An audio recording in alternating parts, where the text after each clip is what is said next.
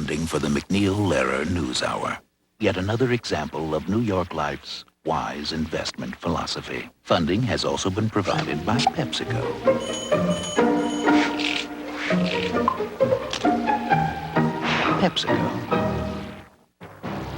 And by the Archer Daniels Midland Company. ADM, supermarket to the world. And by the Corporation for Public Broadcasting, and by the annual financial support from viewers like you. President Clinton spent this Veterans Day honoring Americans who served in the military. He signed a bill increasing the cost of living allowance for 2.5 million disabled veterans. He said his administration had kept its promise to release virtually all once classified documents on Vietnam POWs and MIAs, and he went to Arlington National Cemetery. There, the president placed a wreath at the Tomb of the Unknowns, and a speech later at the cemetery's amphitheater, he said, "A grateful nation remembers." Today we gather to honor those who have rendered the highest service any American can offer to this nation. Every American who ever put on this nation's uniform in war or peace has assumed risks and made sacrifices on our common behalf. Each of the 1.6 million men and women now in our forces today bears our common burden. This day belongs to all of them, to all who have protected our land we love over all the decades and now over 2 centuries of our existence. From the Minutemen who won our independence to the warriors who turned back aggression in Operation Desert Storm. It belongs to those who fell in battle and those who stood ready to do so, to those who were wounded and those who treated their wounds, to those who returned from the service, to friends and families, and to the far too many who remain missing. We'll have more on Veterans Day later in the program. Robin? 2 freight trains collided and burst into flames early this morning in Washington State. At least 1 crew member was killed. Rescuers were searching for 4 others missing somewhere in the burned wreckage. About 20 of the cars derailed, and some ended up on Interstate Highway 5. Neither train was carrying hazardous materials. The head-on collision happened in foggy conditions, but it was unclear why both trains were on the same track. At least 15 people were burned to death and 47 injured in a huge highway pileup in southwest France. It happened last night on the main Paris to Bordeaux route, when 2 trucks collided and were then struck by more than 50 other cars and trucks. Most caught fire. Police said weather conditions were poor and many of the drivers were speeding.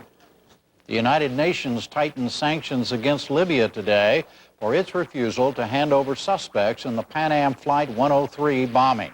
The Security Council resolution imposed a partial trade embargo and froze Libyan funds abroad. It did not ban oil sales by Libya. The 1988 bombing of the Pan Am airliner over Lockerbie, Scotland, killed 270 people. 2 Libyans were indicted in the attack. The new resolution gives Libya until December 1st to comply. An evacuation of Serb civilians from Sarajevo resumed today. It did so after Serb militia released 2 Croats kidnapped from a UN vehicle earlier this week. An evacuation of about 700 Serbs began Monday, but was quickly halted by the kidnapping incident. It was the first major evacuation from the Bosnian capital in months. We'll have more on conditions in Sarajevo later in the program. And that's it for the news summary tonight. Now it's on to walking around money in New Jersey, NAFTA and 1 plant in Mexico, a Sarajevo report, and the women who served in Vietnam.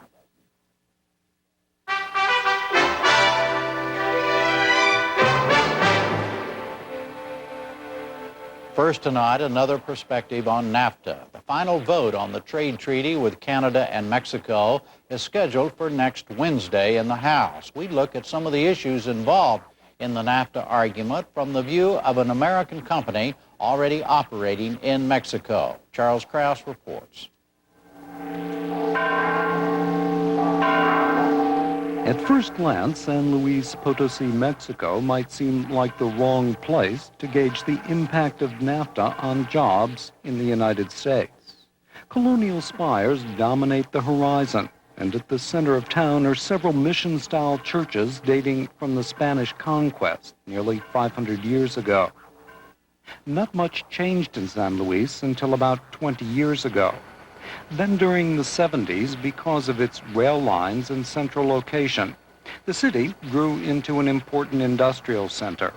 Today, it's home to the Mexican subsidiaries of more than half a dozen major U.S. corporations. These American-owned plants already employ 3,000 to 4,000 Mexican workers. And if NAFTA is approved, that number is likely to grow. Almost all the American companies in Mexico support NAFTA, but until recently, no more than a handful of their executives were willing to explain why. One of the ones who has is Steve Nabel, president of the Cummins Engine Company. Headquartered in Columbus, Indiana, Cummins has its principal Mexican plant in San Luis.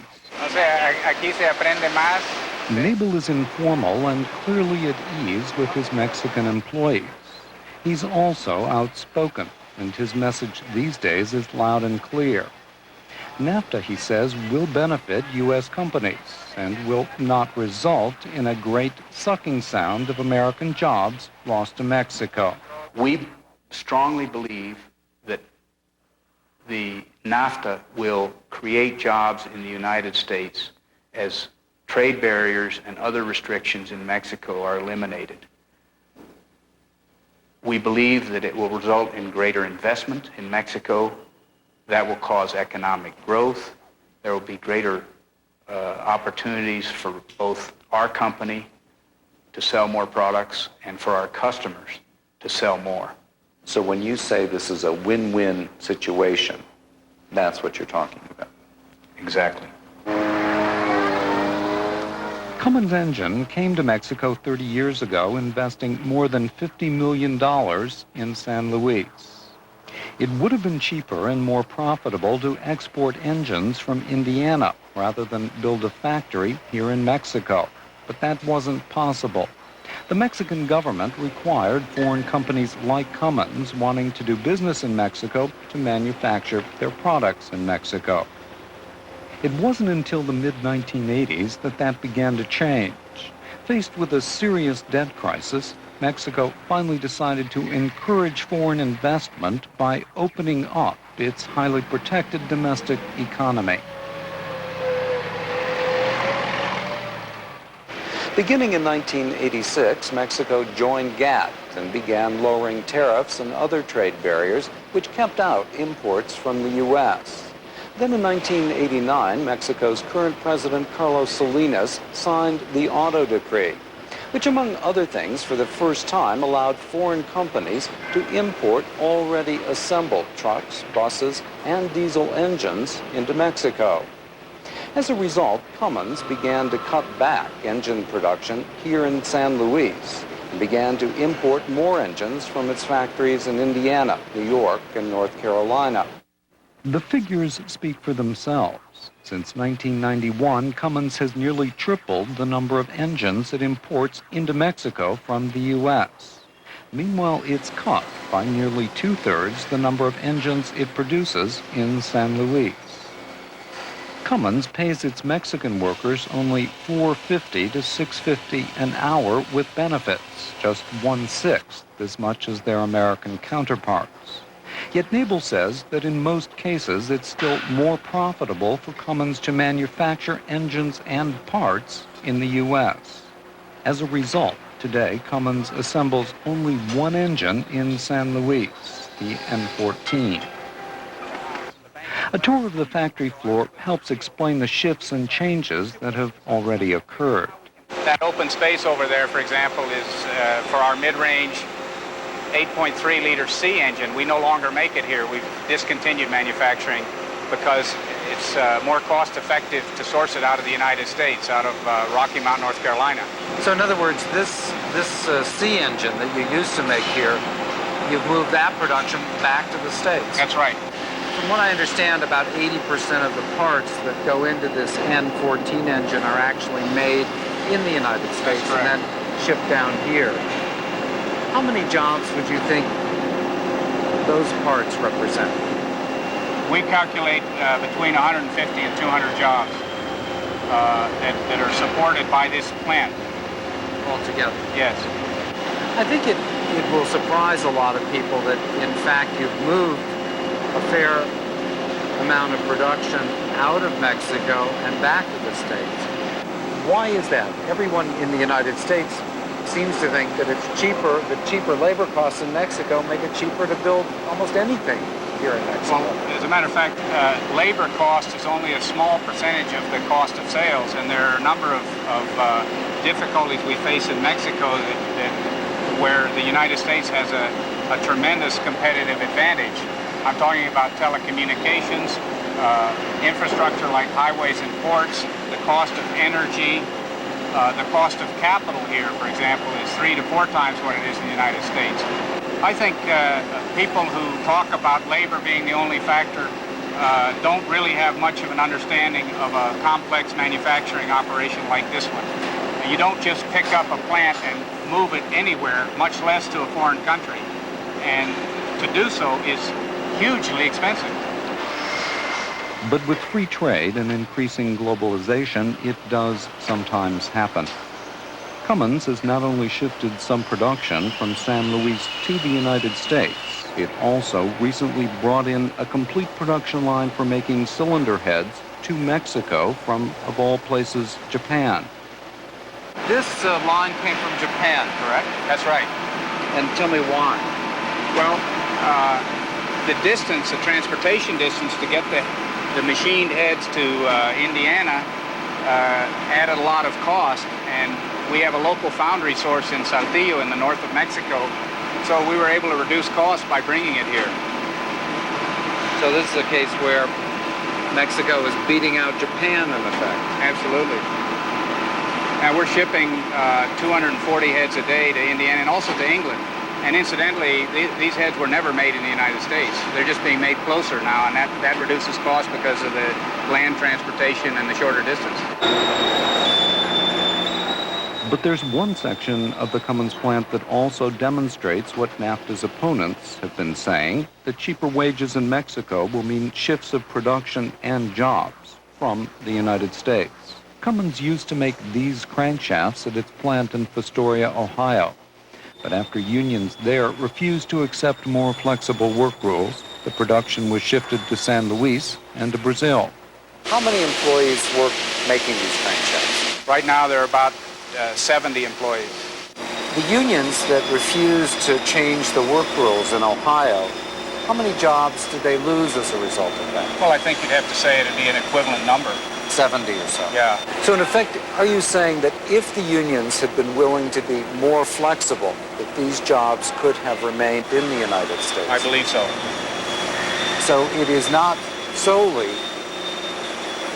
the cheaper labor costs down here as much as it is the flexibility of unions and workers in the U.S.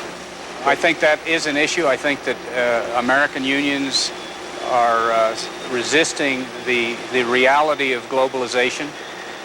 They've been hit hard. They've lost a lot of membership. People have lost jobs. It's very painful. And I think they need to break out of that and understand that jobs are going to move around the world as countries around the world increase their competitiveness and try to gain productivity. Those are fighting words for NAFTA's opponents. Harley Shaken, an expert on wages and labor conditions in Mexico, is professor of labor economics at the University of California, Berkeley. He says the fact that Cummins has moved some jobs out of Mexico to the U.S. is less indicative of the future if NAFTA passes than its decision to move crankshaft production and jobs from Ohio to San Luis. I think what we are looking at is the danger of global whipsawing, where workers have no choice but to accept $1 an hour in Mexico, and where that's used to lever as a lever for workers to lower their wages in the U.S. But it isn't just wages; it's also working conditions. If in contract negotiations in the U.S., I think the major threat that a company may have is moving a plant or an operation, or simply threatening to move something to Mexico. To move a $15 million capital-intensive, high-tech line like crankshafts to Mexico in order to teach workers in the U.S. a lesson, I think sends a very chilling message to many workers. But Chaikin says his biggest problem with NAFTA is that labor unions in Mexico are controlled by the government. The lack of labor rights in Mexico and Mexican government policies keep wages low as productivity rises. Under those circumstances, U.S. workers aren't competing with Mexican workers. They are competing with a very repressive system which will have a disproportionate influence on wage setting in the U.S. The wages and living conditions of workers in Mexico have become major issues during the last days of the NAFTA debate in the United States. So at Cummins, we asked several workers if they would show us where they live. One of them was Miguel Orozco, an assembly line worker who takes home on average about $100 a week. Still, Miguel and his wife Lucy, who earns $50 a week as a secretary, own their own car. It's 10 years old, but it's a car nonetheless.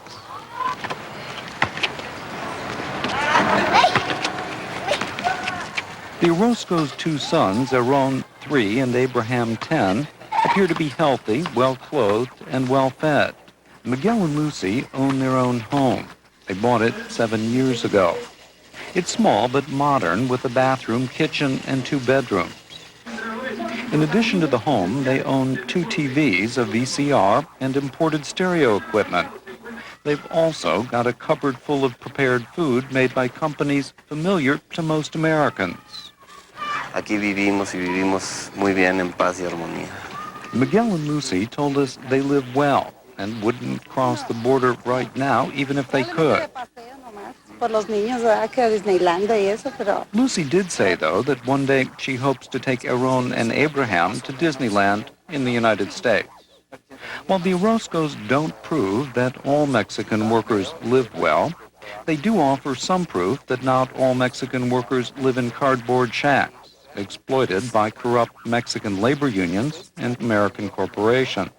Indeed, most of the Mexican workers at Cummins told us they think free trade will make their lives better.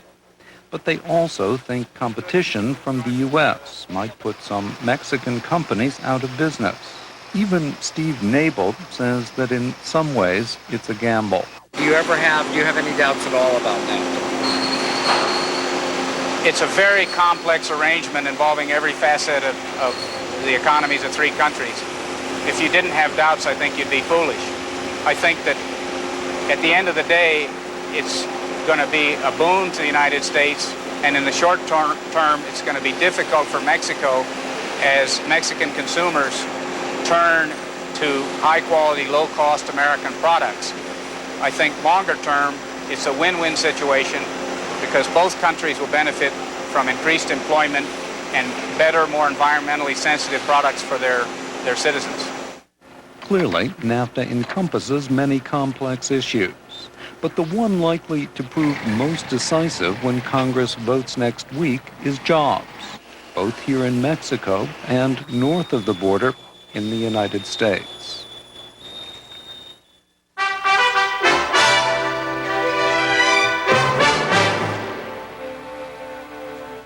Next tonight, we return to the brutal cost of war in Bosnia. This week, at least 17 people were killed and 100 wounded in a new and seemingly indiscriminate surge of shelling of the capital, Sarajevo.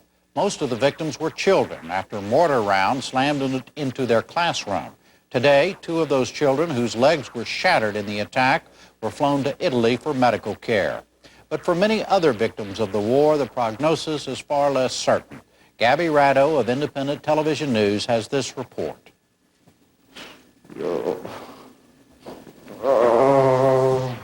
Each day, this patient has to have bandages replaced on horrendous injuries to his legs. He sustained them when he stepped on a landmine 3 weeks ago.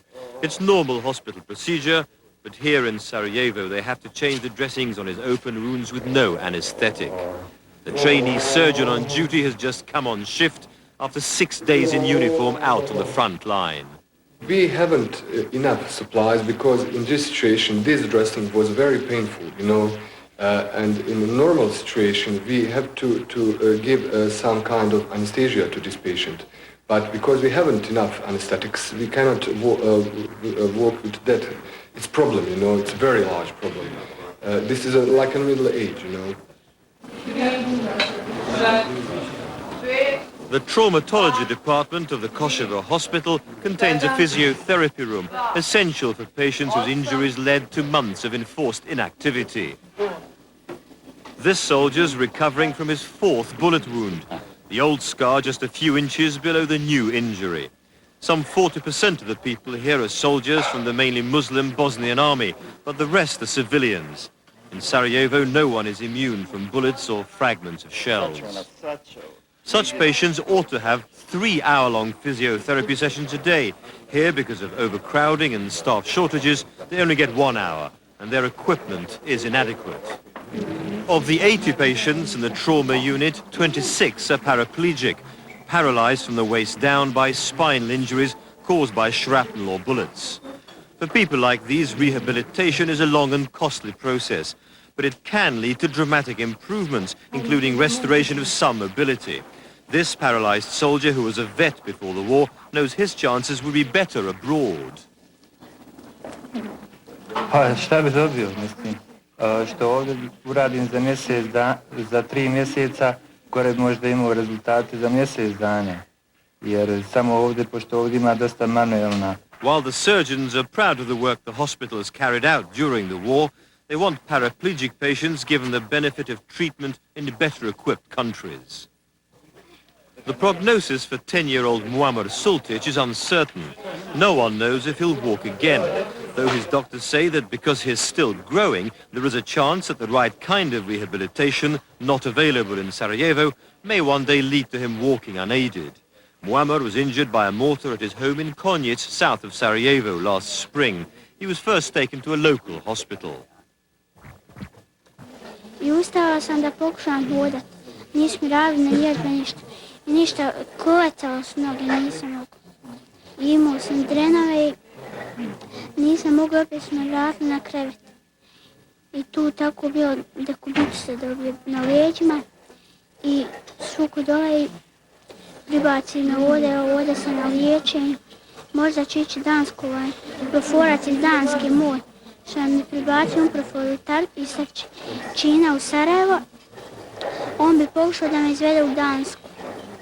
I tako čekam da dođe. What the people in this hospital are asking of the outside world is not just that more medicine or equipment be flown in. There are finite limits to that set by the war. What they're saying is that every plane that flies out after unloading should carry with it victims of the conflict. Peace is only a half-hour flight away from Sarajevo, but there's a feeling in the Kosovo hospital that the international community either doesn't understand the besieged city's medical problems or else it has deliberately ignored them. But at the Sarajevo office of the UN High Commission for Refugees, we found there was no shortage of offers of beds from Western hospitals.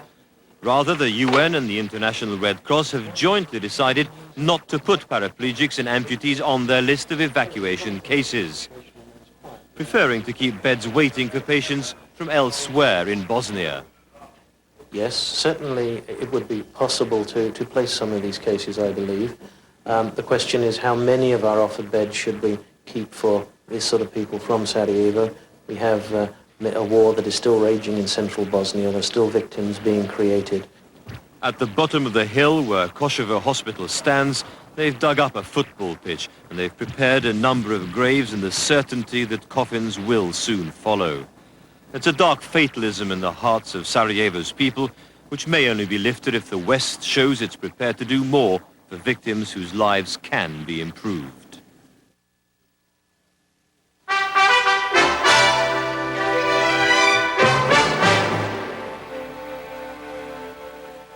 Dirty politics, New Jersey style. Is it business as usual or politics gone too far? Our next story tonight is the furor caused by the claim this week that the gubernatorial campaign of Republican Christine Whitman in New Jersey paid money to keep Democratic voters away from the polls. On Tuesday, Christine Todd Whitman's campaign manager hinted that her narrow victory over Governor Jim Florio may not have been fair and square. At a meeting with reporters, Edward J. Rollins claimed to have bought off black ministers, whose congregations typically vote Democratic, to stifle any get-out-the-vote sermonizing from their pulpits.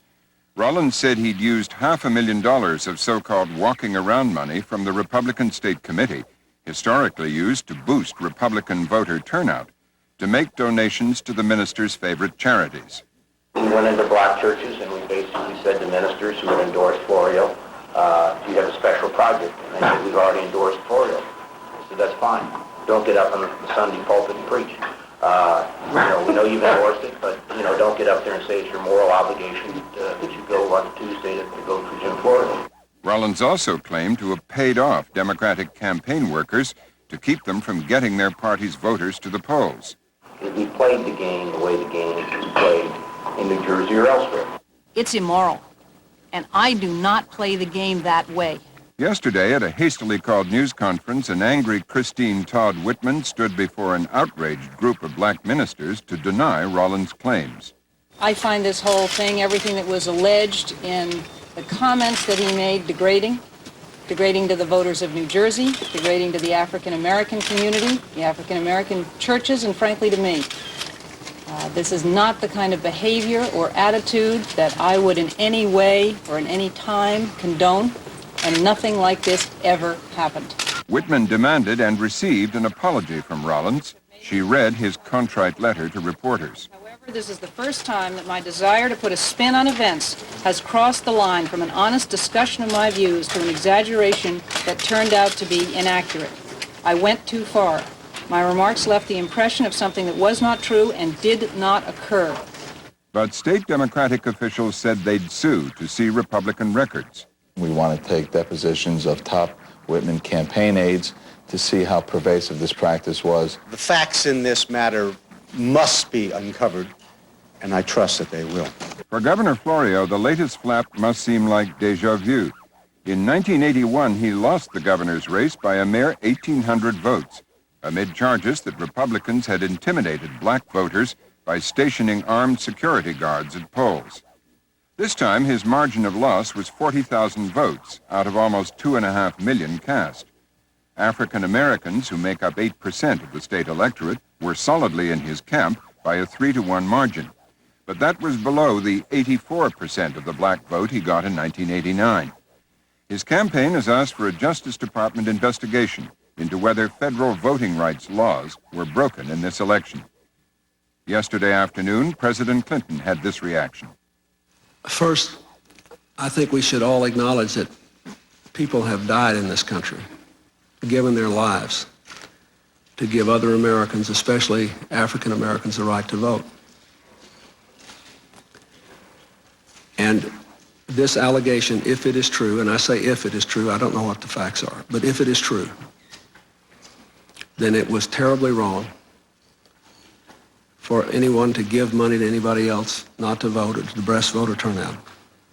And it was terribly wrong for anyone to accept that money to render that non-service to this country. Today, the minister of a Baptist church in Camden, New Jersey, the Reverend Keith Owens, said several members of the Black Ministers' Council of New Jersey were approached by state Republicans. He said they offered to make cash donations to charities if the clergyman would not encourage black voters to go to the polls. Reverend Owens did not say if the money was accepted. We now get 5 perspectives on this story. Paul Begala is a Democratic political consultant. He and his partner, James Carville, were strategists for the re-election campaign of Democratic Governor James Florio. Peter Sheridan is the executive director of the New Jersey Republican State Committee. We're expecting him shortly. The Reverend S. Howard Woodson of the Shiloh Baptist Church in Trenton is the president of the Black Ministers' Council of New Jersey. He's also been active in politics, serving in former Republican Governor Tom Kaine's administration and currently acting as Governor Florio's Equal Opportunity Director. He joins us from Trenton. And with him is Ed Baumeister, the managing editor of the Trenton Times. And Bennett Roth is a reporter with the Houston Chronicle. He was at that breakfast meeting with Ed Rollins earlier this week. Reverend Woodson, what do you make of the statement today by Keith Owens in Camden, New Jersey, the Reverend Owens? I just heard that statement this evening. Up until that time, I had not known of any minister who had been approached. But I am still incensed, I am insulted, and all of us are, that the party would even dare approach the clergy and offer money in order to keep people from voting. Is Mr. Owens a reliable man? If he says ministers were approached, would you take it as certain that they were? If Keith said it, I believe it. Keith is co-chairman of our Political Action Committee, and I don't believe that he has any interest in saying what is not true. My concern is not what Keith had to say, but rather what Mr. Rollins had to say. And although he has retracted, the mere fact that he said it in the beginning leads me to believe that there must have been some truth in the allegation made. How else would he come to a conclusion or make a statement of that kind had there not been that effort and had there not been those who perhaps did accept some of the money? Well, let's go to the reporter who was there when Mr. Rollins said that. Bennett Roth, you were present. Did you, listening to him, and we've just heard the tape, the audio tape, did you doubt what he said, the truth of what he said? No, he was very believable. I thought he volunteered the information. He was very specific. He talked about the ministers and then the city workers, he didn't appear to fudge or do the sort of things people do when you feel they're evading you or dodging you. Did Mr. Rollins seem aware, when talking to you reporters, that he was disclosing, what he was disclosing would be seen in a very negative way? Only at one point when there were some follow-up questions asking about what church or how much, and he goes, well, that's not really the story here. It was a wide-ranging discussion. At that point, I think he seemed to grasp that maybe this might be the headlines. What did you make of his later denial? I felt that there had been probably a lot of pressure put on him by New Jersey Republicans. We're now joined by Peter Sheridan of the Republican State Committee in New Jersey. Because you've just got here, I don't know whether you heard the report that a minister of a Baptist church in Camden, New Jersey, the Reverend Keith Owens, said today that several members of the Black Ministers Council of New Jersey were approached by state Republicans. Have you heard this report? I just heard on the way in, but I also heard that he wouldn't identify the persons that were involved. He didn't know the amount of money. It wasn't him personally. So the only thing I can say is that such unsubstantiated facts cannot be given any credence, as best as I know. And I've been very close to this situation. I've dealt with all the election day compliance activities over the last few months. No such thing has occurred. Well, we just had Reverend Woodson, who's with us from the Black Ministers Council of New Jersey. He's with us in Trenton, and he said he knows Keith Owens, and if Keith Owens said it, it's true. Just tell Mr. Davidson Sheridan what you just told me, Reverend Woodson. I have every confidence in Keith Owens and his veracity in saying that he has received information that some of the members were approached. But as I indicated to you before, that is really not my concern. My real concern is Mr. Rollins' statement in the first place. Why even say it if there were not some kernel of truth in it? How can you imagine something happening of that kind unless, in truth, Black ministers were approached? And if they were not approached, then Mr. Rollins has to go much further than he has gone to simply retract some of it. Mr. Sheridan, does this Owens statement give you any doubt about the position that you and the party and Ms. Whitman have taken, Governor-elect Whitman have taken up to now? This didn't happen. Do you begin to have any doubts whether it might have happened? Not at all. I mean, I can account, and we have said continuously that over the next several days that we will make a full accounting of all the income and all the expenditures of the Republican State Committee with regard to all our activities since June. And I can tell you right now, I'm very confident that all those monies will be accounted for. There was never any such program, as Mr. Rollins said. I cannot explain to you why he made such false and malicious and untrue statements, but he did that. He has retracted them, and all I can tell you that is there is no grain of truth and what Mr. Rollins said the other day. The use of walking around money, as it's called in New Jersey politics, is customary and traditional, isn't it? And it's used to get people out to the polls. Yeah, that's correct. I mean, in fact, in New Jersey's statute dealing with election law, they call it street money. And there's a definition for street money in the statute. And it's used for two things: A, to get out the vote, and B, to pay challengers who watch the polls and challenge to make sure that people who are voting are registered and eligible to vote. And that's been done for years and years, decades, in fact. How much money, street money, did the Whitman campaign spend in this election? The Whitman campaign, from my knowledge, didn't spend any. The Republican State Committee, which I'm the executive director of, had an election day program, and we spent approximately $50,000 on those activities on that day. And that is all? That's it. And you're absolutely certain that none of that money went for purposes that Mr. Rollins has described? Mr. Rollins, I just can't explain it. It's an outrageous statement that he made, and I agree with Reverend Woodson to the degree that he owes an apology to the black community. They were malicious statements that are unfounded. Paul Begala, from the losing side of this election, what do you make of this latest disclosure by Mr. Owens, Reverend Owens? It's just the latest in a series of facts that are gradually coming to light. What it means is we need an investigation. What it means is we need to get people like Mr. Rollins, like Mrs. Whitman, like her brother Dan Todd, who was Mr. Rollins' predecessor as campaign manager up until the closing weeks of the campaign. We need to get them before the proper authorities, swear them under oath, and find out the truth. We owe that to Reverend Woodson, whose reputation in other clergy has been smeared. We owe that to Governor Florio. We owe that even to Mrs. Whitman, whose the legitimacy of his election is called into real question here. The turnout for Florio was lower in many of these black precincts than in the previous election. Are you prepared to say that that is where he lost the election?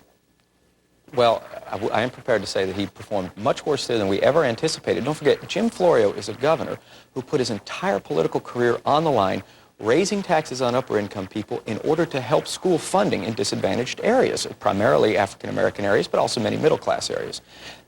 Given that record, that extraordinary record of political courage, and that long-term commitment to the African-American community, we were stunned and devastated to have done so poorly. Now, I am not ready to point any fingers of blame, except at myself and other people who failed Governor Florio as employees, okay? But I think everyone is owed an investigation to find out if this is true. There are too many facts that are coming to light. And they go back, the New Jersey Republicans, have a long and sordid history of trying to suppress black votes. In 1981, they had a measure that they euphemistically called ballot security, where they used threats and intimidation to try to keep African Americans away from the polls. And now we have the next generation of that, alleged by Mr. Rollins himself, who was Mrs. Whitman's campaign manager. A long and sordid history, Mr. Sheridan? Well, I wouldn't agree with that at all. First off, our position with regard to the facts that are here today is that there'll be a full disclosure of all the monies that have been spent by the Republican State Committee throughout the campaign, and will be before Judge Debevoise, I guess, on Monday, and obviously will comply and do whatever the court thinks is the best thing under this situation. I'm not saying that there's an investigation that's necessary, but if there's an orderly procedure that the courts establish and there's a full disclosure of the records, I think that's the appropriate course at this time. A sordid history of Republican parties, I don't agree with that. Both parties have utilized street money and have had election day activities. They go back way before the turn of the century. But our programs have been no different than those of the Democrats, and I don't think that's a correct statement. Ed Baumeister is the editor of the paper in Trenton and an observer of New Jersey politics. What do you believe in this matter? Well, it's ironic that what caught people up here was a very old money practice. Street money has been around not only in New Jersey, but in Massachusetts, where I grew up. When I was a kid, I'd get $3 or $4 for working on Election Day. I've seen it. It's New York, I think all the old eastern states. But what this is really about is new money and the way our campaigns are run now. This was Ed Rollins, who represents the new money way our campaigns are run, and old money meeting and tripping up. We had a dreadful campaign in New Jersey run by, no disrespect to Mr. Magala, technically it was great. Both campaigns had things to be admired, but on the issues, there was no campaign on the issues. Each candidate hired someone from out of state who has no particular long-term stake in the place, and they ran basically attack campaigns. And the pressure to win, these are professional people whose job is to win elections. And it's not surprising at all that in this high-pressure, multi-million-dollar operation, there would be some perversion of what had been perhaps not administered by angels before, but a sort of a long-standing practice that wasn't very, might have been somewhat corrupt, but wasn't very corrupt. So what do you believe in the, do you believe Rollins' original statement? Do you believe the retraction? What do you believe from where you sit? Well, the retraction was extremely artful, and it's not really a full retraction. It's a very tortured piece of prose. I expect it's meant to have space between the lines. I tend to believe what he said the first time was true. I tend to not believe the amount of money, because that amount of money floating around would have attracted some attention. But I think it was that he meant that that kind of operation went on. I agree with the Reverend Mr. Woodson. And that's certainly something to be investigated. Do you want to respond to that? It's absolutely untrue. There was no program of any nature, as Ed Rollins had stated. Could it be possible that, with great respect to you and the way you said it, that it actually happened and you don't know about it? Well, I would think that's highly, highly unlikely. I mean, we kept close tabs and close management of our entire campaign, and there was no freelancing in the Republican Party that I would have any, that I was aware of. I don't think it happened in this case. I know that I used to see Mr. Rollins almost on a daily basis. There was no activities like that coming out of the People for Whitman campaign. So there's just no basis in fact. This thing just did not happen. Reverend Woodson, I beg your pardon, if the amount of money Mr. Rollins was talking about, or some lesser but substantial amount, really was circulating and these offers were being made, to pick up on Ed Baumester's point, is it unlikely nobody would have heard about it before now? Yes, because if that kind of money got out, I'm certain that those who may have taken it would certainly not be willing to broadcast the fact that they have taken it. But let me just add one other item, and that is that Mr. Rollins' statement impugned not only black ministers, but the black church, that it could be bought, that black people will stay away from the polls if there's enough money to keep them from the polls. I think that it demands a full investigation, because you've not only insulted a large group of ministers, you've insulted the church itself. And unless it's cleared up, no matter what the executive director has to say, you have impugned the black church, and you have made ineffective the black minister. Let's go back to Washington and Bennett Roth. You're covering this story from Washington. What moves are there? Because there have been calls for a federal investigation, I believe. What moves are there, and is there going to be a federal investigation? Well, I believe the Justice Department is going to look into it, and they said they're going to see if there are any laws that can be applied to this. I'm not sure there is, or whether they'll be able to move further on that, but that's where it stands there, and what the courts will say in New Jersey. And there's a political ramifications here as well. The president addressed it and whatnot, and the Republican Party was on a roll here, and this may provide a few kinks in that. Yeah, Paul Begala, is this a legal matter or just a question of election morality? The other side of the coin of paying people to help go to the polls? Well, it's both, Robin. First off, the difference between hiring employees to increase turnout and spreading around money to decrease turnout is the difference between right and wrong. It's not just the way the game is played. But what your viewers may not know, well, it deserves a full investigation. But what your viewers may not know is that the New Jersey Republican Party is bound by a consent decree, because in 1981, they used tactics of intimidation to try to suppress black votes. In 1982, a federal district court put them under a court order, a consent decree, whereby they could no longer engage in any tactics to suppress black turnout. And what I would like to know from Mr. Sheridan is, about 3 weeks before the election, I was told that New Jersey Republicans approached the federal district court under whose jurisdiction this consent decree was issued, that is Judge DeBevois, who you mentioned before, and asked him to reopen the consent decree right before the election. The judge threw the Republicans out of court within 15 minutes and said that he would do nothing of the sort.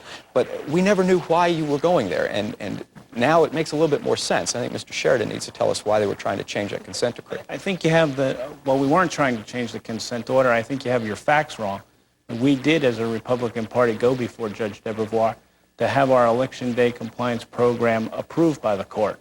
And the actual ruling by the judge was, and he did dismiss the suit because the activities that we said that we're conducting during our Election Day activities were well within his original court order, and there was no need for another order.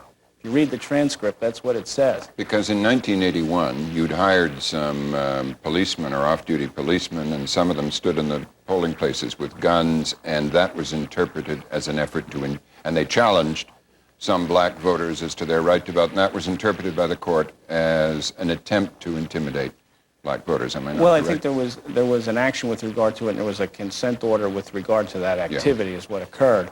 But I think the important point is that there was no suppression of voting this time around. I mean, the program that Ed Rollins had said existed just did not exist. Well, do you think no investigation, excuse me, Mr. Begala, do you think no investigation of these facts is needed other than going before the judge and showing your election No, we want a full disclosure of all the facts. We want to work with all appropriate authorities in order to make sure there's a full disclosure of the facts. And the Democrats have chosen to go before Judge DeBevois. We feel that's the appropriate spot, and we think that the judge should say how this matter should be handled. Would that satisfy you and your readers, Ed Baumeister? Is that a sufficient investigation or way to proceed?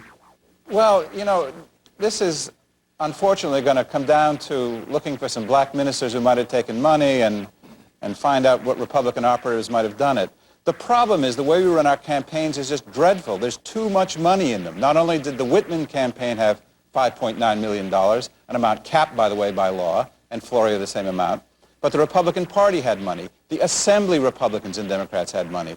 The Senate Republicans and Democrats had money. There's too much money put into these campaigns. As I said before, they're lousy campaigns. They don't campaign on the issues. This campaign wasn't on urban issues, or God help us, even on suburban issues. I hope what comes out of this is a broader view of how these campaigns are conducted and some reform instituted so they become, again, meaningful and not just multi-million-dollar conglomerates. Finally, Paul Begala, and then I'll go to you, Mr. Sheridan. Does the Florio camp believe that there may be in this grounds for annulling this election since the result was relatively close and having a new election? Well, in fact, the result was closer than the statistic that you reported earlier. The final vote tally at the end was 25,628 votes. We were giving the figure quoted in the Washington Post and the New York Times. You say it's 28,000? It was 25,628. Uh-huh. Yes, Well, and that's 1% of the turnout. That reinforces my point. Do you believe that there may be in this, at the other end of this investigation, grounds for annulling the election and having a new election? The only way to know is to conduct a real investigation where people like Mrs. Whitman, like her brother, who was her campaign manager, Dan Todd, when Mr. Rollins himself and whoever else may have been involved in this alleged effort to drive down African-American turnout is put under oath in a proper court of law, in a proper forum, where they won't have the option of simply just saying, oh, I just made it up, and recanting if it becomes politically uncomfortable. Do you conceivably believe, Mr. Sheridan, there could be grounds for annulling this election at the bottom of this? Absolutely not. I mean, there was a fair election. The undertakings of both the Republicans and Democrats during this election were well within the parameters of the law. There is this statement by Ed Rollins that will be tested before Judge DeBevois, and after that, I believe that this matter will be behind us. Okay. Well, it's behind us for now. Thank you all.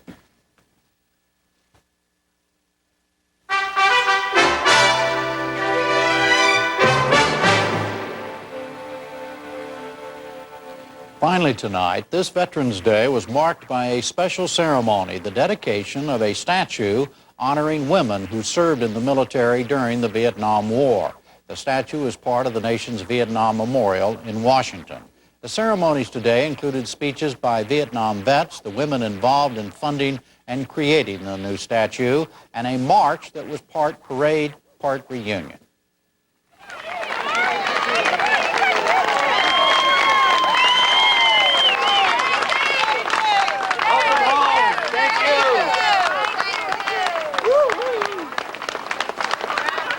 She was one of my nurses. She kept me going over there. You did. She kept everybody going. She was my head nurse, and she just kept me going. Oh God, you're the only person plus Barbara that I can remember. Thank you. Thank you for finding me today. Oh God, I wondered where you were. Mighty, mighty, 67, everywhere we go, people want to know who we are. So let those heels hit the ground. 1, 2, 3, 4. 1, 2, 3, 4.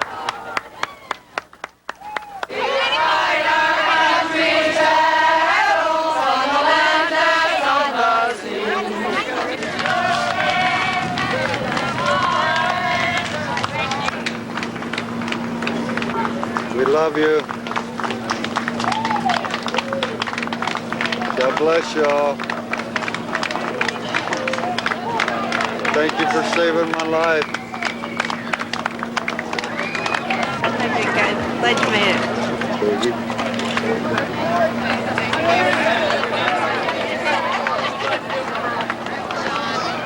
it. We who went into the hell with a willingness to touch, to hold, to listen, to care, came home forever changed. We were and we are every woman. We now come to you and to this sacred time to remember and to be remembered. We come to bear witness and to be heard, to honor and to be honored, to touch and to be touched, to celebrate and to come home. Let no one ever again mistake who you are. Let no one ever forget you again and what you did for this nation. And don't ever hide the fact again that you are a veteran of the Vietnam War. It's been a long journey here from Vietnam and other parts of the world where you served. But the journey for most of us still isn't over. Many are just beginning their healing, but this is our place to start. We have waited for this day, but we have also feared for this day. We feared that it may never happen. We feared that the nation wouldn't care. And we feared that we would never find a monument that would meet the approval of the federal agencies in this town.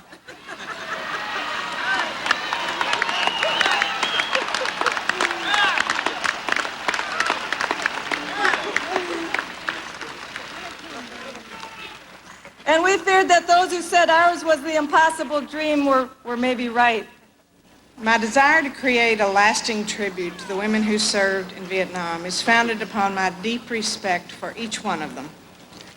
The woman holding the soldier, I've always called the nurse. You know, 90% of the women who served in Vietnam were nurses. She's holding this soldier. She cradles him across her lap. To me, this man is unconscious, but he will live. I purposely covered the top of his face so he would become more anonymous, so he could be anyone's son, he could be a brother, he could be a father. She is serving as his life support. The standing woman is looking up perhaps for the medevac helicopters, maybe she's looking up for help from God. She has her hand on the nurse's elbow, and Diane has told me so many of the nurses and the women read so much into that because it shows the compassion and feeling they had for each other because they became such close friends during the time they served. That my hands can shape the clay, which might touch the hearts and heal the wounds of those who served, fill me with deep satisfaction. Veterans, this is for you. Thank you.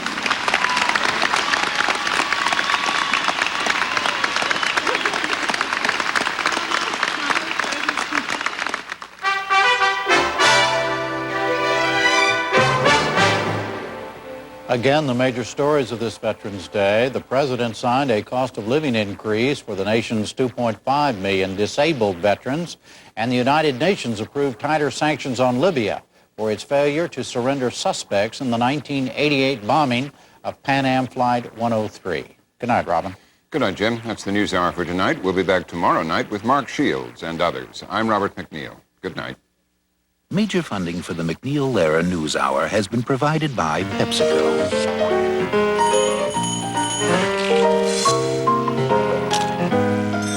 PepsiCo. And by the Archer Daniels Midland Company. ADM, supermarket to the world. And by New York Life, yet another example of New York Life's wise investment philosophy. And by the Corporation for Public Broadcasting, and by the annual financial support from viewers like you.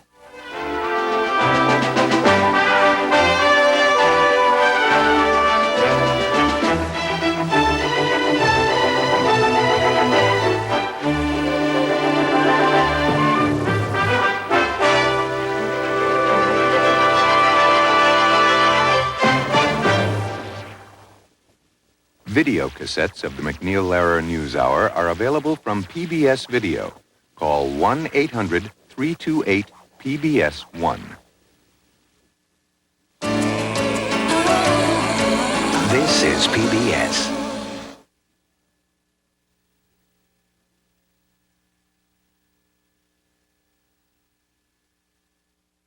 Funding for this evening's broadcast of MacNeil-Lehrer has been provided by PACC Health Plans, in the forefront of managed health care, offering a wide range of solutions for businesses both large and small.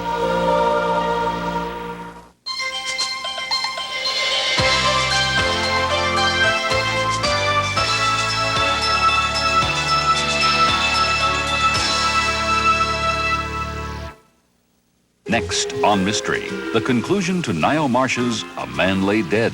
What do you take me for? Fanatical collector who can't distinguish between right and wrong. I would never have killed for it. My uncle had nothing to do with this. Rory, he just wouldn't. Inspector Allen on Mystery. This was the best time of our life. We were able to fly all of